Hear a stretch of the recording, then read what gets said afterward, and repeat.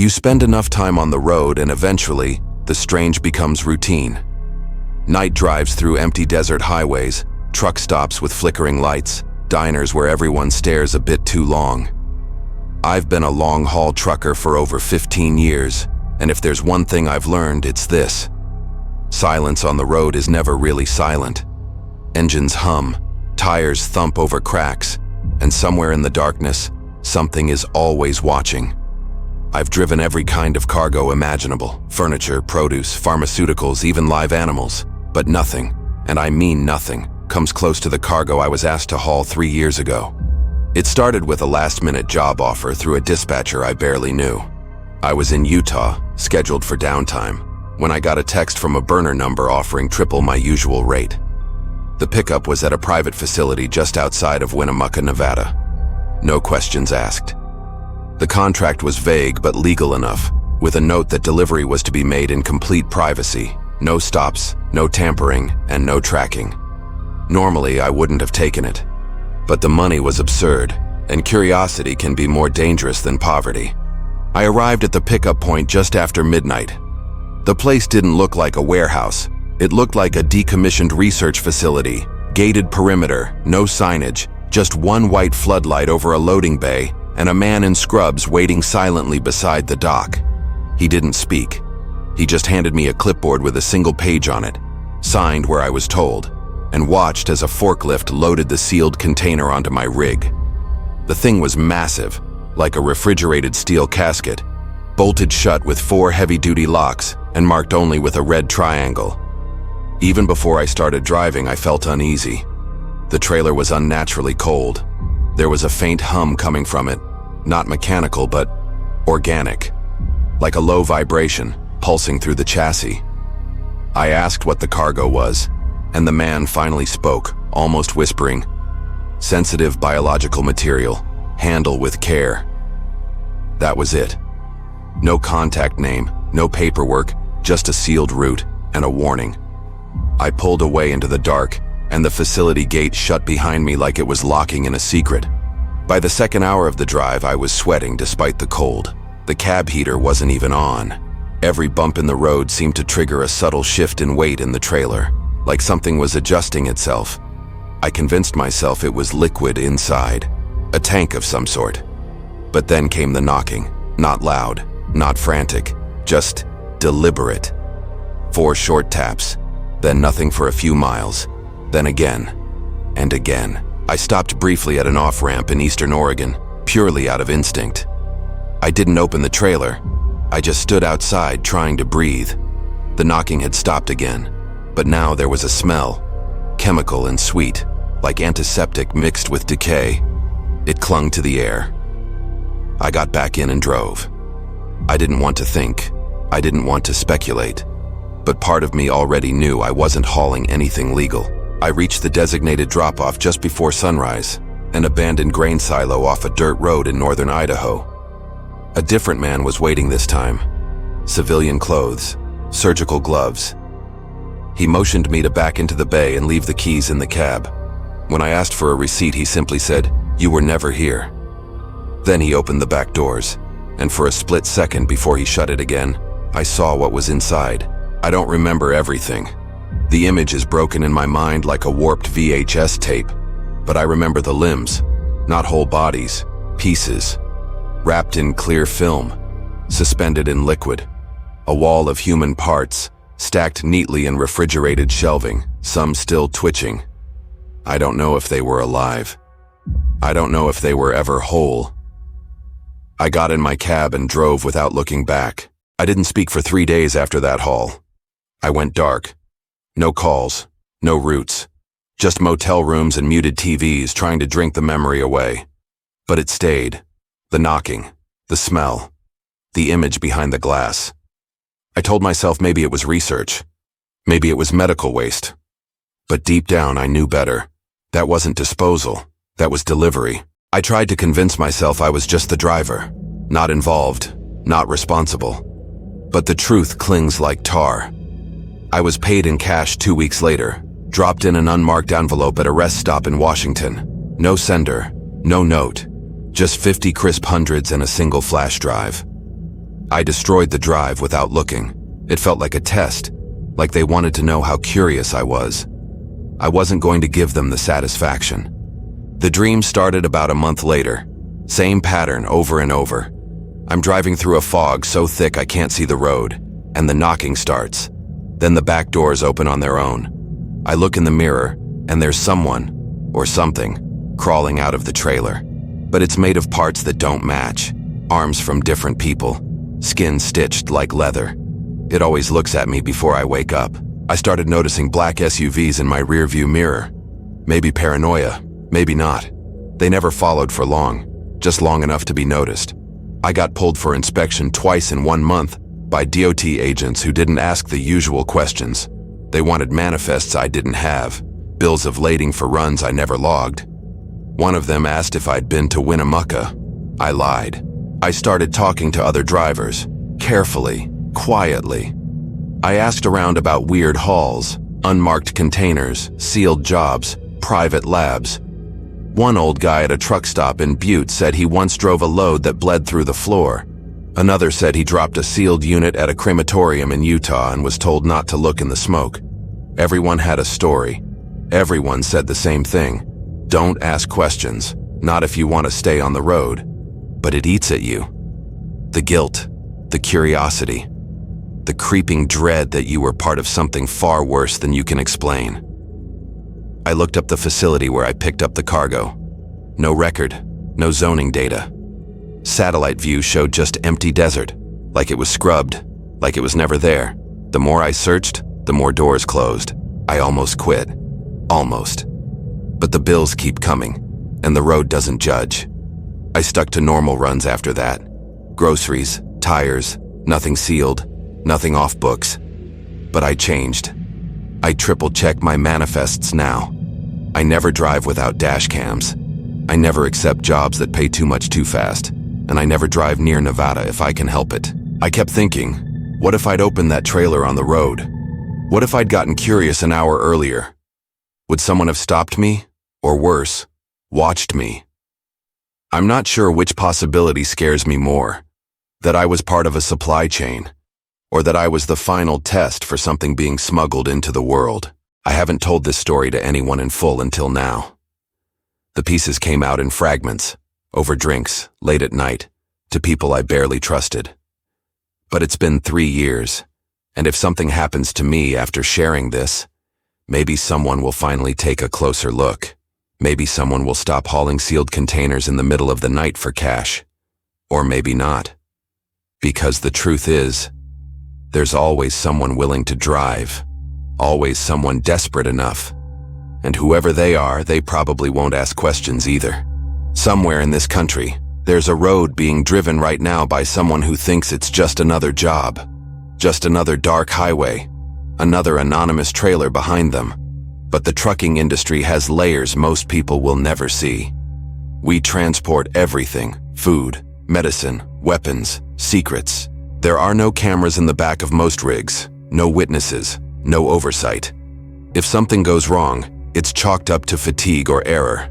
But I've heard the stories. Drivers who vanished mid-run, hauls that were rerouted last minute and never arrived, inspections that ended with the trailer being seized and the driver never contacted again. Regulations can be bypassed with the right paperwork or the right money. Private clients use dummy companies. Routes are registered under shell names. GPS tracking gets jammed in remote areas. And the more you get paid, the less you're supposed to ask. It's not just a loophole, it's a system. I think about that man in the scrubs. How calm he was. How robotic. Like it was just another delivery. That's what haunts me the most. Not the cargo. Not even the image I saw inside. It's the people behind it. The ones who treat human parts like product. Who organize pickups and drop-offs with clinical precision. I wonder who they were for. Hospitals? Labs? Something worse? Was it trafficking? Research? Military? I've spiraled through every theory, and I've come to this quiet, horrible conclusion. I don't want to know. Because knowing means responsibility. And in this industry, responsibility is dangerous. I've seen drivers burn out. Mentally, emotionally. The ones who take one wrong job and never recover.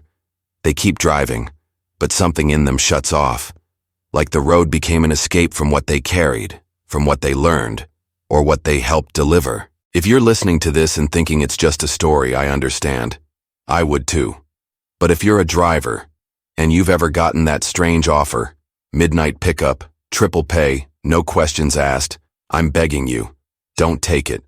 Or if you do, don't look in the back. Because sometimes the road doesn't just carry cargo. Sometimes it carries something that shouldn't exist, and if you haul it, you'll never really put it down. It stays with you. In your mirrors, in your dreams, in every empty mile that follows. And the worst part? Someone else will take that job next week, someone newer, hungrier, more desperate. The system never stops, it just changes drivers.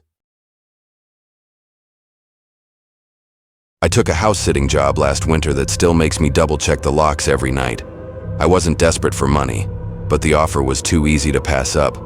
5 nights in a gated property, decent pay, and no pets or chores beyond basic security checks and turning the porch lights on at sunset. The owners were an older couple, said they'd be in Costa Rica, and unreachable except for emergency contact. All communication went through an agency app that matched verified house sitters with affluent clients. It felt legit. And honestly, the place was nicer than most homes I've ever even driven past. I saw it as a paid vacation with free Wi-Fi. The house sat at the top of a long hill, past 2 layers of security gates. Large 3-story brick home with a glass foyer and a wraparound porch. The kind of place you imagine filled with clean furniture no one actually uses. The couple met me there the afternoon before they left. Polite, quiet, well-dressed. The wife walked me through everything. How to turn off the alarm, where the backup keys were, how to feed the fish in the indoor tank. She was very specific about the lights. Always the upstairs hall and the stairwell. Keep them on overnight. It helps the system track movement better, she said. I didn't question it. Some people are just particular about security. The first night passed without anything strange. I watched movies, ate leftovers from their fridge, and slept in the guest room on the main floor. I didn't even bother exploring upstairs. I figured there was no point. Everything I needed was down here. The house was dead silent by 10 p.m. The kind of silence where even the sound of your own breathing feels loud. The lights upstairs cast a dull yellow glow down the hallway through the banister rails like bars. It made the whole place feel older than it really was. Still, I had no bad feeling about it. The second night, I started getting notifications from the security app the couple left me logged into. It was simple. Motion alerts tied to indoor cameras. The strange part was that they always triggered between 2 SAS and 2:15 a.m. Never earlier, never later. Just a quick vibration on my phone. Movement detected, 2nd floor hallway. At first I assumed it was faulty sensors. Old wiring, maybe shadows from outside. I checked the footage. It was just a still frame, the hallway, lit by the warm overhead lights. Empty, no motion. But the system still flagged it. By the 3rd night, the notifications weren't just happening, they were repeating. 3 alerts, each about 5 minutes apart, all for the same area. I watched every clip. Again, nothing obvious. But I started noticing something I hadn't before. The angle of the hallway camera was fixed, slightly high, angled down the corridor. There were 4 doors along the hallway, but the second one from the left, it was always just barely ajar. Just a few inches. The lighting made it hard to tell, but I realized it never fully closed or fully opened. And it was the only door that did that. I hadn't been upstairs since I arrived, but that detail kept bothering me.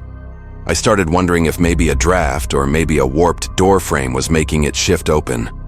Or maybe the couple forgot to mention someone had access. Maybe a cleaner, a relative, someone else with a key. I didn't know. I went upstairs that afternoon to check it out. The hallway smelled faintly like cedar and something older, hard to place. The second door from the left was a bedroom, empty, tidy, and cold. No furniture except a twin bed and a mirror leaning against the wall. The window was closed, locked, no signs of anything off. That night I closed that door fully, pulled it until the latch clicked, watched it for a second, then went back downstairs. The security app didn't go off until 2:10 a.m. Same alert, same message. When I opened the clip, the door was open again, just like before. Same few inches, like it had never been shut. I felt something drop in my stomach. Not fear exactly, just that kind of cold recognition when you realize something doesn't add up. I went back upstairs right away. The hallway lights were still on, the door was open again. I checked the room again, nothing inside, nothing on the bed, nothing under it. I even checked the closet, empty. I decided to leave the door open this time, let it sit how it wanted. Maybe I was overthinking, maybe I was starting to see a pattern that wasn't there. I turned to go back down the stairs and I noticed something in the mirror. Just a shape.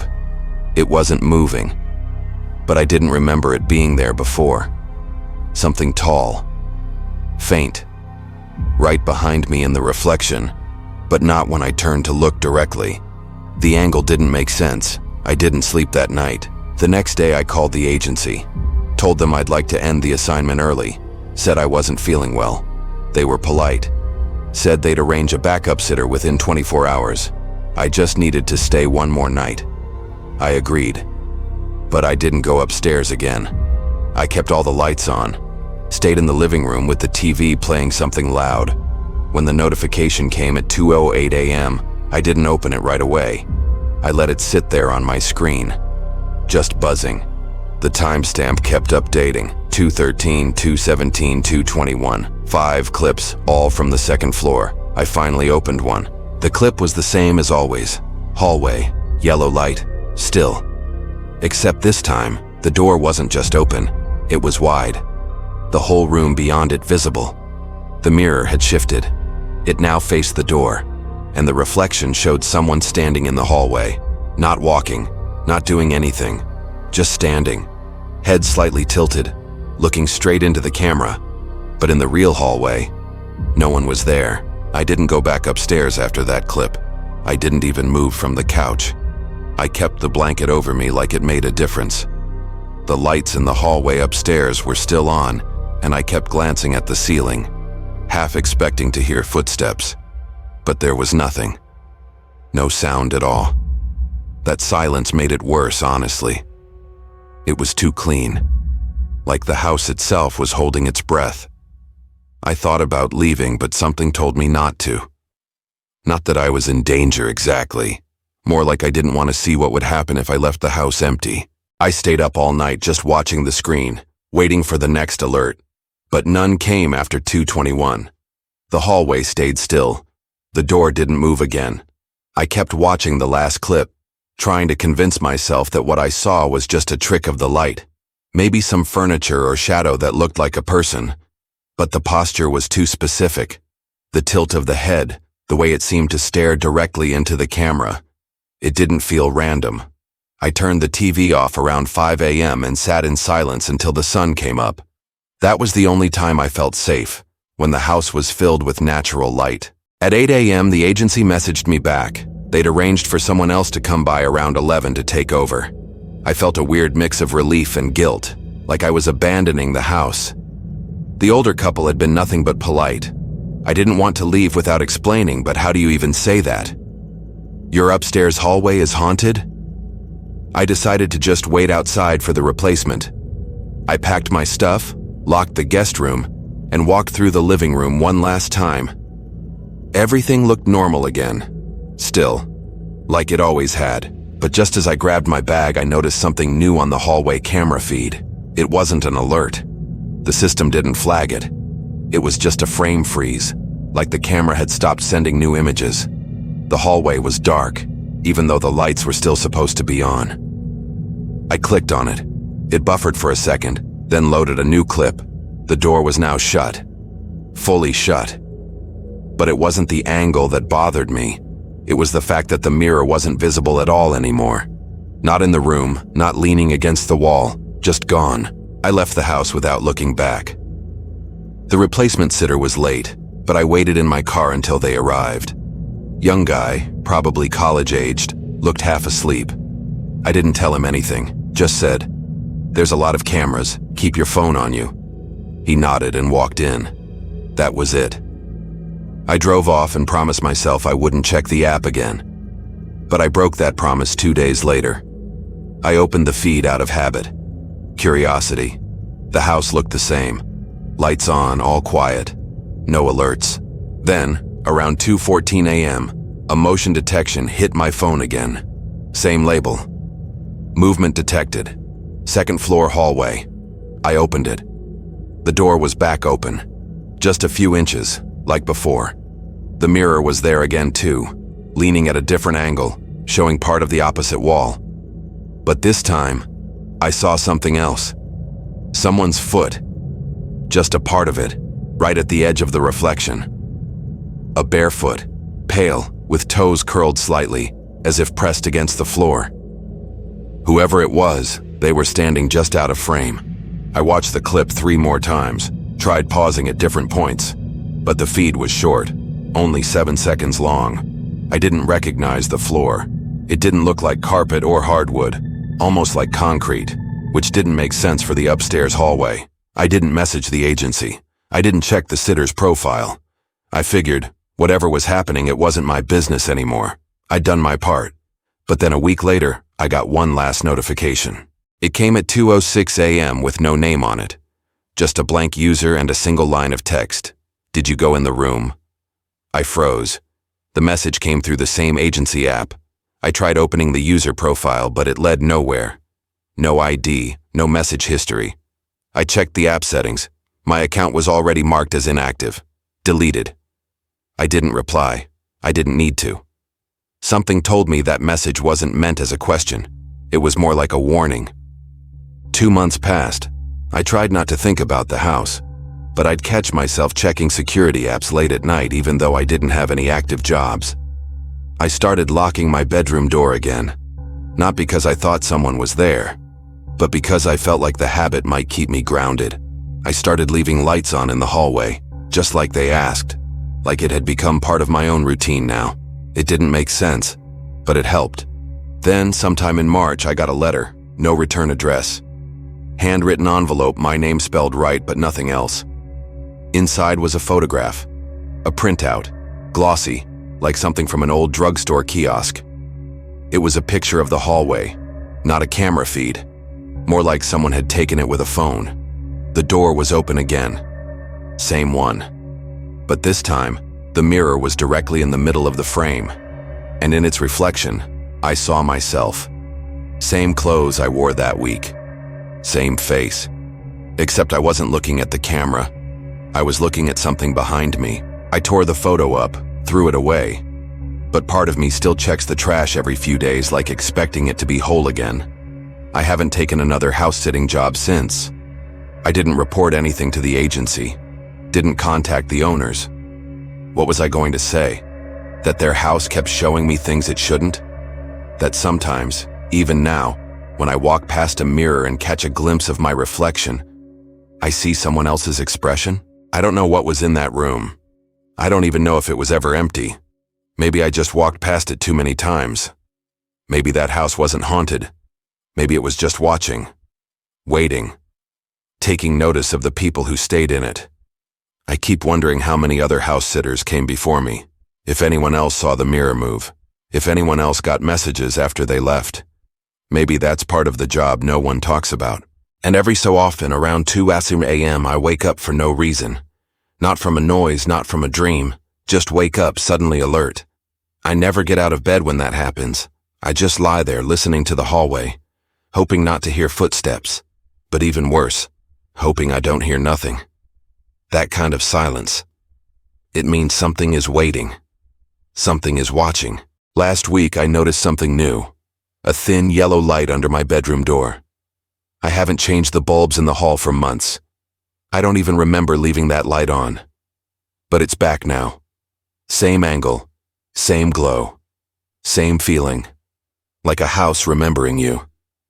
And I haven't had mirrors in my home since. I picked up the job on a Tuesday night. It came through TaskRabbit, listed under general labor. Need help moving sealed storage boxes from garage to basement. Will pay cash plus bonus for late night job. Must be tonight. Normally I don't take same-day gigs, especially ones that pay in cash and have vague descriptions. But I'd had 3 cancellations that week, and the address wasn't far. About 15 minutes outside town, past the main road, and into a wooded cul-de-sac I'd never noticed before. The user's profile looked new, no reviews, but something about the tone felt urgent, not pushy, just desperate in a weirdly quiet way. When I pulled up, it was around 9:45 p.m. The driveway was cracked and steep, leading to a small one-story house partially buried by trees. One light was on, in the garage. The rest of the house was dark. There were no neighbors that I could see, and the nearest street lamp flickered faintly behind me. I hesitated. I texted the number provided, and within seconds the garage door opened on its own. No greeting, no person in sight. Just the dim interior of a cluttered garage and 6 large moving boxes stacked neatly by the wall, sealed with green tape. I parked and walked over slowly. The air felt colder than it should have been for early summer. The kind of cold that didn't come from outside, but from something internal. As I stepped into the garage, the smell hit me.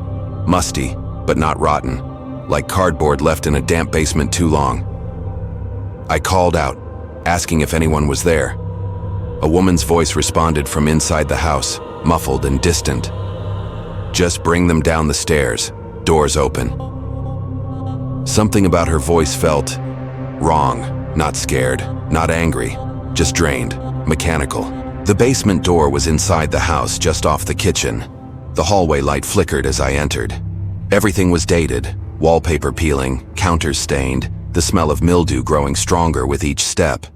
I took the first box and began carrying it in. It was heavier than I expected, like there were books inside or maybe tools. But it shifted strangely, like the weight was off-center. When I opened the basement door, I was hit with a blast of cold, stagnant air. There were no lights downstairs, only darkness. She hadn't left any switches or lamps, but there was a flashlight on the wall hook beside the door. I grabbed it. The beam was weak, yellowed, and jittery, but it worked enough to illuminate a narrow wooden staircase descending into pitch black. The air felt thick. I don't know how else to describe it. Not dusty, heavy, like breathing underwater. I stepped down slowly, the box pressing awkwardly into my chest. Each stair creaked under my weight, and the flashlight caught glimpses of spiderwebs in the corners and old water damage along the walls. At the bottom, the floor was concrete, cracked and uneven. There were shelves along the far side, and a low, rusted water heater humming softly in the corner. But what stood out immediately was the line of duct tape on the ground, a long rectangle outlined in green, the same shade as the box tape. I looked around for instructions, wondering if this was where I was supposed to stack them. The voice from upstairs echoed faintly down. Just place them inside the box shape. All of them. I froze for a second. How did she know I was down here? I hadn't made a sound, but I did as she asked. After placing the first box, I climbed back up. The second and third were just as heavy. Still no sign of the woman.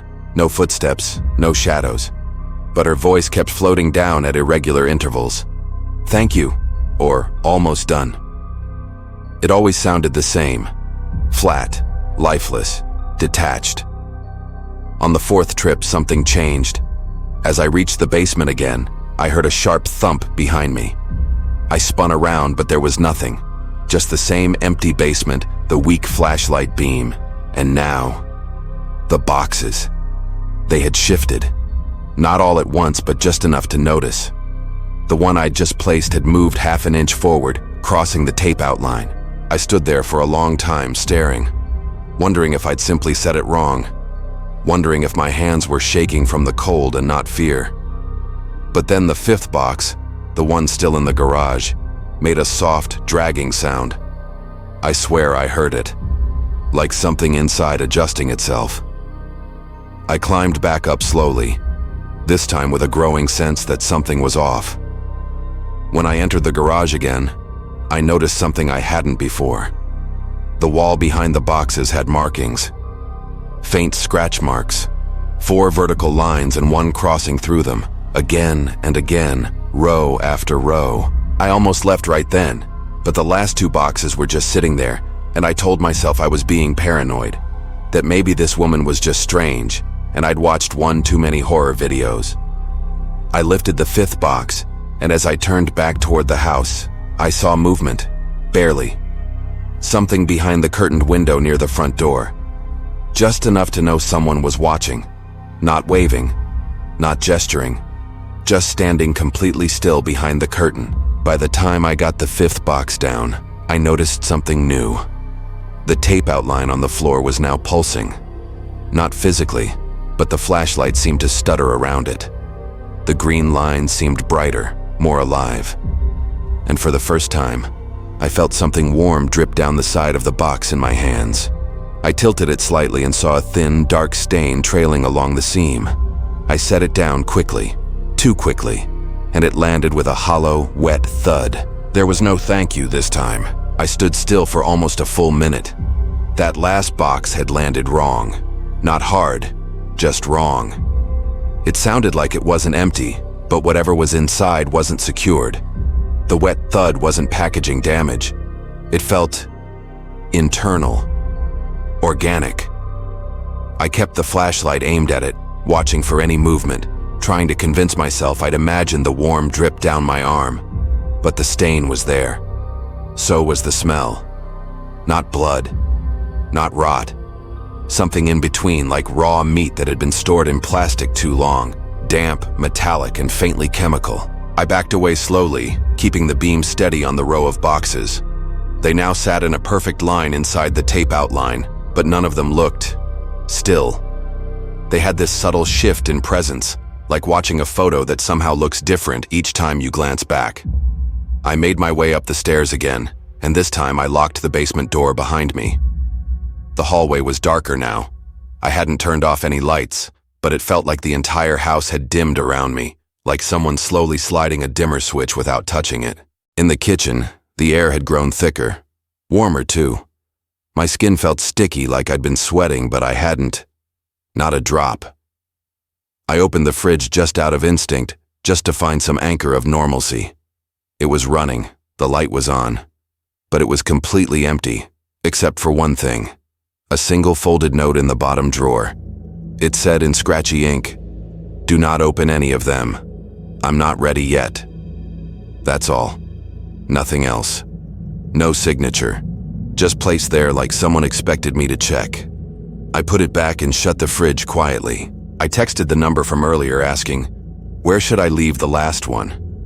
No reply. I sent another. Still nothing. Then, after about 30 seconds, my phone lit up with a new message. But it wasn't a reply. It was a system alert.